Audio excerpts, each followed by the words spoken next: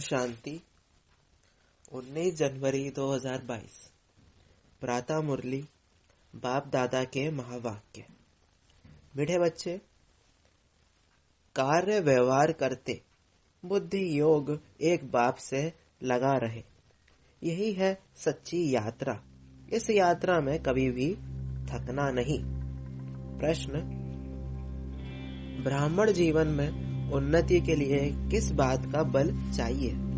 उत्तर: अनेक आत्माओं की आशीर्वाद का बल ही उन्नति का साधन है। जितना अनेकों का कल्याण करेंगे, जो ज्ञान रत्न बाप से मिले हैं उनका दान करेंगे, उतना अनेक आत्माओं की आशीर्वाद मिलेगी। बाबा बच्चों को राय देते हैं, बच्चे पैसा है तो सेंटर खोलते जाओ, हॉस्पिटल कम यूनिवर्सिटी खोलो, उसमें जिसका भी कल्याण होगा उसकी आशीर्वाद मिल जाएगी। गीत: रात के राही थक मत जाना। ओम शांति। गीत का अर्थ तो बच्चों को आपे ही बुद्धि में आना चाहिए। अभी हम सब हैं रूहानी राही।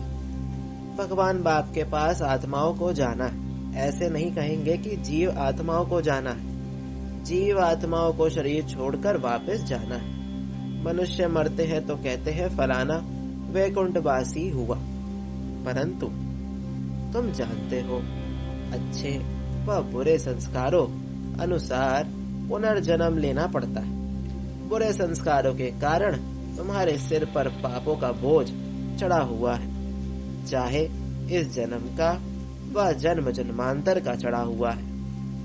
वह अब तुमको योग बल से भस्म करना है।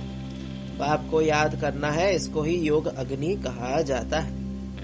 काम चिता पर बैठने से पाप आत्मा बनते हैं और इस योग अग्नि से फिर चढ़े हुए पाप भस्म होते हैं। तो ब्राह्मण बच्चे जानते हैं कि हम राही हैं। गृहस्थ व्यवहार में रहते, धंधा आदि करते, हमारा बुद्धि योग बाप के साथ है। तो जैसे कि हम यात्रा पर हैं, इसमें थकना नहीं है, बहुत पुरुषार्थ चाहिए। ज्ञान तो बहुत सहज है। प्राचीन भारत के योग की बहुत महिमा है, परंतु वह गीता सुनाने वाले कभी भी ऐसा नहीं कहते कि शिव बाबा ने योग सिखाया। गीता में दिखाया है एक अर्जुन को ही बैठ कृष्ण सुनाते हैं, ऐसे तो बात नहीं। ये तो मनुष्य से देवता बनना है और पांडव सेना है जरूर। पांडवों की सेना को ही नॉलेज मिलती है और पांडव पति ही देते हैं। मनुष्यों को कुछ भी पता नहीं। आगे चलकर बहुत लोग कहेंगे बरोबर गीता के भगवान ने 5000 वर्ष पहले ज्ञान दिया था, परंतु ये पता नहीं है कि किसने दिया था। कल्प की आयु का भी पता नहीं है। अपनी अपनी मत देते रहते हैं। गांधी गीता, टैगोर गीता, अंदर में नाम यही डालते हैं। कृष्ण भगवानुवाच अर्जुन पति। लड़ाई भी दिखाते हैं, परंतु लड़ाई की बात है नहीं। यहाँ तुम्हारी है योग बल की बात। उन्होंने नाम लगा दिया है लड़ाई का। जैसे चंद्रवंशी राम को बाण आदि दिए हैं, वास्तव में ज्ञान बाण की बात है। वह नापास हुआ इसलिए निशानी दे दी है। तो त्रेता योगी राम सीता का भी चित्र देना पड़े। घराने होते हैं ना, सूर्यवंशी घराना, चंद्रवंशी घराना। गीता में तो ऐसी बात लिखी हुई नहीं है कि भगवान ने गीता सुनाकर सूर्यवंशी चंद्रवंशी राजधानी स्थापन की। यह तो जरूर है कि गीता है आदि सनातन देवी देवता धर्म का शास्त्र। वह हिंदू कह देते हैं, अपने को देवी देवता धर्म का कह नहीं सकते क्योंकि आप पवित्र हैं। यह जो कहते हैं झूठी माया झूठी काया, सो तो बिल्कुल ठीक है। झूठ खंड में झूठे ही रहेंगे, सच खंड में है सच। सचखंड स्थापन करने वाला सच बतलाते। भारत जो पूज्य था वही अब पुजारी बन गया है। पूज्य जो होकर गए हैं उन्हों की पूजा कर रहे हैं। जो पूज्य घराना था वह अभी पुजारी है, इसलिए गाया जाता है आपे ही पूज्य आपे ही पुजारी। पूज्य डायनेस्टी थी, अभी कलयुग में है पुजारी, शूद्र डायनेस्टी। सूर्यवंशी कुल, चंद्रवंशी कुल। तुम बच्चों को समझाना है कि भारत ऐसा था। चित्र तो है ना। सतयुग में भारत माला माल था, ये बेहद की हिस्ट्री ज्योग्राफी कोई भी नहीं जानते हैं। ये वर्ण भी समझाने के लिए जरूरी है। हम ब्राह्मण हैं, ऊंचे ते ऊंचे इसको कहेंगे नया उच्च वर्ण। जब शादी करते हैं तो भी कुल को देखते हैं ना, तो तुम्हारा कुल बहुत ऊंचा है। भले ब्राह्मण तो दुनिया में वह भी बहुत है, परंतु संगम पर ब्रह्मा की संतान ब्राह्मण को होता है। वह ये नहीं जानते, ये नई बात है ना। मनुष्य समझते हैं इन्हों की शायद अपनी नई गीता बनी हुई है। ये तो तुम बच्चे जानते हो, बाप राजयोग सिखा रहे हैं, हम सो देवता बन रहे हैं, हम राजाई स्थापन कर रहे हैं, ऐसा और कोई कह ना सके। वे तो जो पास्ट हो गए हैं उन्हों की कथाएं बैठ सुनाते। यहाँ हम महिमा तो गाते की गीता की ही करते, तो मनुष्य समझते हैं ये गीता को मानते। तुम जानते हो वह है भक्ति मार्ग की गीता, परंतु जिसने गीता सुनाई उनसे तुम अब डायरेक्ट सुन रहे हो। बंदर सेना भी मशहूर है, चित्र भी दिखाते हैं, hear no evil so see no evil. अब बंदर को तो ये नहीं कहेंगे, जरूर मनुष्य के लिए ही होगा। भले सूरत मनुष्य की है परंतु सीरत बंदर की है, इसलिए ह्यूमन बंदरों को कहा जाता है। बुरा मत सुनो, कान बंद कर दो। तुम बच्चे जानते हो यह है पुराना शरीर, इसे कुछ ना कुछ होता रहता है। कोई की स्त्री मरती है तो कहते हैं पुरानी जुत्ती गई, फिर नई खरीद लेंगे। शिव बाबा को तो चाहिए भी पुरानी जुत्ती, नई जुत्ती अर्थात नया शरीर उसमें तो आना नहीं है। जो नए ते नया था वही अब पुराना हुआ है। बाबा कहते हैं नंबर 1 में 84 जन्म इसने लिए हैं जो नंबर 1 पावन सर्वगुण संपन्न है, उनको भी पतित बनाना पड़े तब फिर पावन बने। 84 जन्मों का हिसाब है ना। आप ही पूज्य वही श्री नारायण जब खुद पुजारी बनते हैं तो नारायण की बैठ पूजा करते हैं। वंडर है ना, पिछाड़ी के जन्म में भी लक्ष्मी नारायण की पूजा करते थे, परंतु देखा लक्ष्मी दासी बन पांव दबा रही है तो वह अच्छा नहीं लगा, तो लक्ष्मी का चित्र उड़ाकर सिर्फ नारायण का रख दिया। वही आत्मा फिर पुजारी से पूज्य बनती है। तत्वम सिर्फ एक तो नहीं होगा ना। सतयुग में बच्चे पैदा होंगे तो वह भी प्रिंस प्रिंसेस होंगे ना। अब तुम बच्चों का बाप श्रृंगार कर रहे हैं वापस ले चलने के लिए। जानते हो कि हम स्वर्ग के मालिक बन रहे हैं। पुनर्जन्म सतयुग में मिलेगा, अब स्थापन हो रही है। तुम जानते हो कि बरोबर ऐसा अटल अखंड सुख शांति का राज्य था। तुम कोई को भी ये समझा सकते हो कि हम राजयोग प्रैक्टिकल में सीख रहे हैं। कोई कहते हैं कि फलाने संत के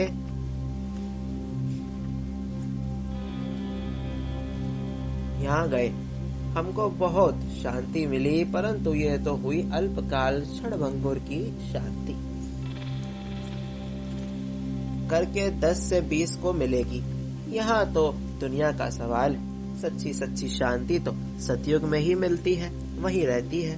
जो सयाने बच्चे हैं वह कल्प पहले मुहाफिक अपना पुरुषार्थ कर रहे हैं। कई नई नई गोपिकाओं को घर बैठ एक बार ज्ञान मिलता है तो खुशी का पारा चढ़ जाता है। कल एक युगल बाबा के पास आया। बाबा ने समझाया, बच्चे तुम बाप से बेहद का वर्षा नहीं लेंगे। आधा कल्प नरक में गोते खाकर दुखी हुए हो, अब एक जन्म विष छोड़ नहीं सकते हो। स्वर्ग का मालिक बनने के लिए पवित्र नहीं बनेंगे। बोला है तो डिफिकल्ट।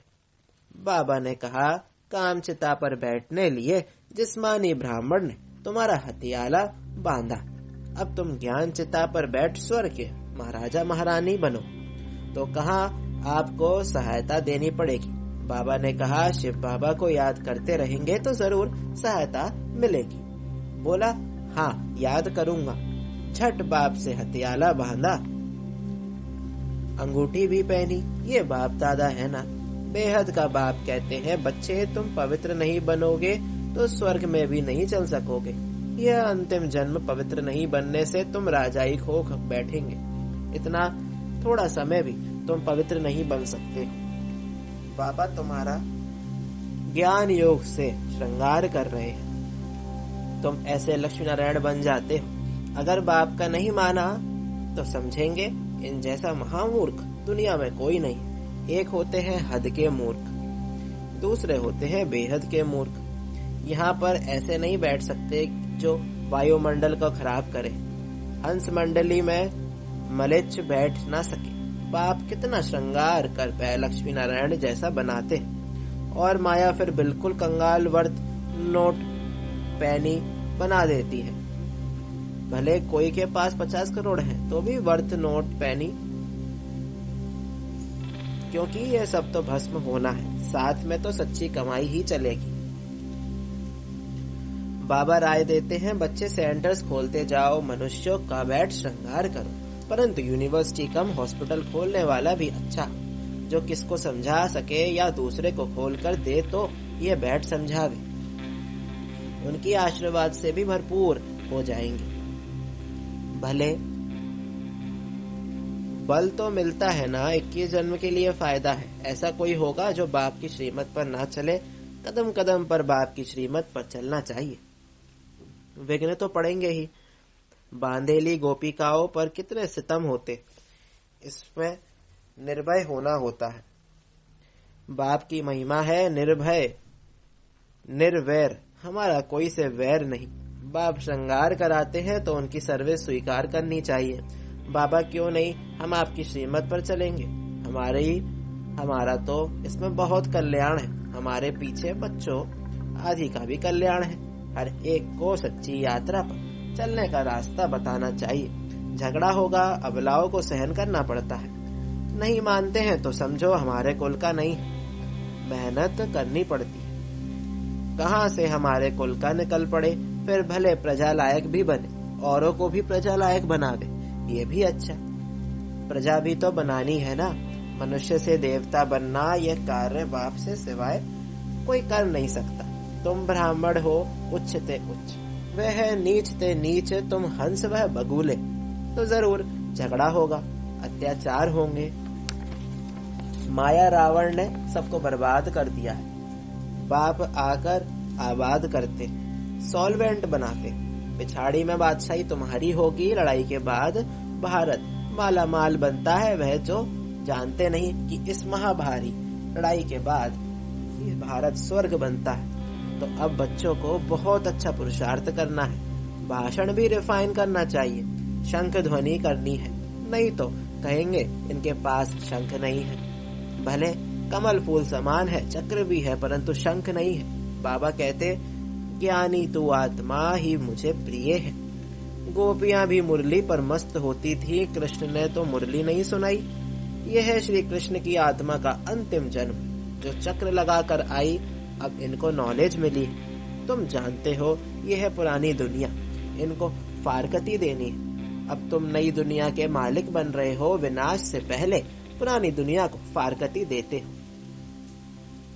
अगर फारकती नहीं देंगे तो नई दुनिया से योग भी नहीं लगेगा।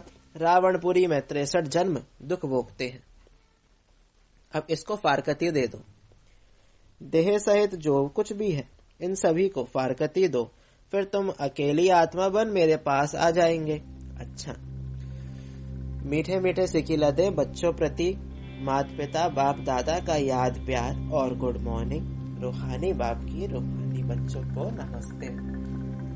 हम रूहानी बच्चों की रूहानी बाप दादा को याद प्यार और गुड मॉर्निंग, नमस्ते नमस्ते, शुक्रिया बाबा शुक्रिया।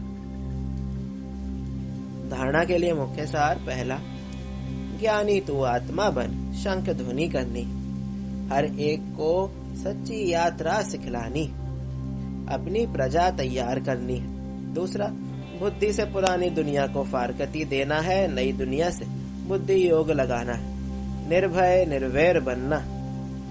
वरदान, व्यक्त भाव की आकर्षण से परे अव्यक्त स्थिति का अनुभव करने वाले सर्व बंधन मुक्त भव।